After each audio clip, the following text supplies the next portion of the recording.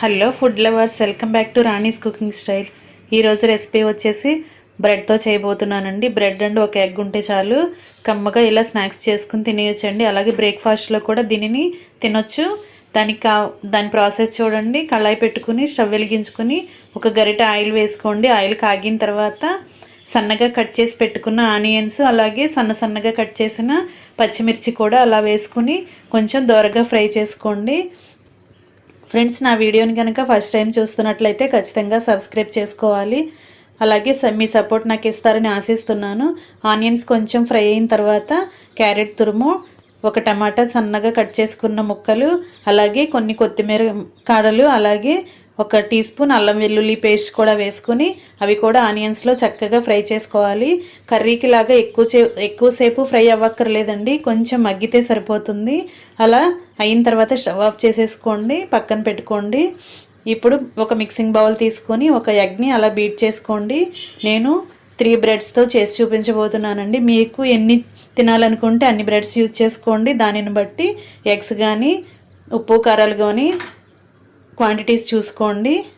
ఇలా egg beat చేసుకున్న తర్వాత కావలసినంత సాల్ట్, సరిపడా సాల్ట్, అలాగే సరిపడా కారం వేసుకోండి. ఒక 1/2 teaspoon garam masala, 1/2 teaspoon పసుపు, ఒక 1/2 టీ స్పూన్ జీలకర్ర వేసుకుని ఒక్క బొట్టు వాటర్ పోసుకోండి. కొంచెం వాటర్ పోసుకుని ఆ కారం, ఉప్పు, మసాలాలన్నీ ఉండలు కట్టకుండా చక్కగా ఎగ్లో బీట్ చేసుకున్న ఎగ్లో కలిపేసుకోవాలండి.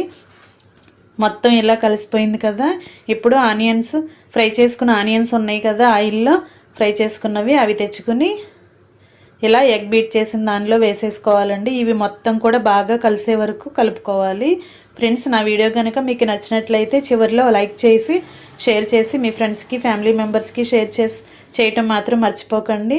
ఇలా కలుపుకున్నాం కదా, మగ్గించుకున్న ఆనియన్స్ అన్నీ కూడా, టమాటోస్ అండ్ కొత్తిమీర కూడా కలుపుకున్నాం కదా. ఇప్పుడు బ్రెడ్ చూపిస్తున్నానండి. బ్రెడ్ తీసుకుని అలా స్లోగా, అవి చాలా స్మూత్గా ఉంటుంది కదా, అందుకే చాలా స్లోగా జాగ్రత్తగా కట్ చేసుకోవాలి. దాని చుట్టూ ఉన్న ఎడ్జ్ని వదిలేసి మధ్యలో ఉన్న పీస్ని మాత్రం, ఆ వైట్ కలర్లో ఉన్న పీస్ మొత్తం కూడా కట్ చేసుకుని పక్కన పెట్టుకోవాలి. నేను వీడియోలో చూపించిన విధంగా కట్ చేసుకోండి. ఇలా కట్ చేస్తున్నాం కదా, అలా మనం పక్కన పెట్టుకున్న బ్రెడ్స్ అన్నీ కూడా అలా కట్ చేసుకోవాలి.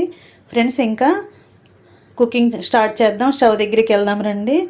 స్టవ్ వెలిగించుకుని కళాయి పెట్టుకుని, కళాయి కానీ లేదంటే దోశ ప్యాన్ ఉంటుంది కదా, అదైనా పెట్టుకుని 1 స్పూన్ ఆయిల్ వేసుకుని అది బాగా కాగిన తర్వాత బ్రెడ్, మనం కట్ చేసి పెట్టుకున్న చుట్టూ ఉన్న సర్కిల్ బ్రెడ్ ఉంది కదా, అది దానిపైన పెట్టుకుని మనం ఎగ్ మిశ్రమం చేసుకుని ఉంచుకున్నాం కదా బౌల్లో, అది తీసుకొని దాని మధ్యలో అలా సర్దుకోవాలండి. చక్కగా కార్నర్స్లోకి వెళ్ళేటట్టు మొత్తానికి అలా మధ్యలో సర్దుకుని మనం కట్ చేసి పెట్టుకున్న వైట్ పీస్ ఉంది కదా, బ్రెడ్ పీస్, అది దానిపైన అలా పెట్టుకుని జాగ్రత్తగా స్లోగా నొక్కి పెట్టుకుని అలా వెనుకకు కూడా ఫ్రై చేసుకోవాలండి. 2 సైడ్స్ అలా ఫ్రై చేసుకుని వీలైతే 1 స్పూన్ నెయ్యి వేసుకోండి, లేదంటే ఆయిల్తో కానీ ఫ్రై చేసుకోవచ్చు.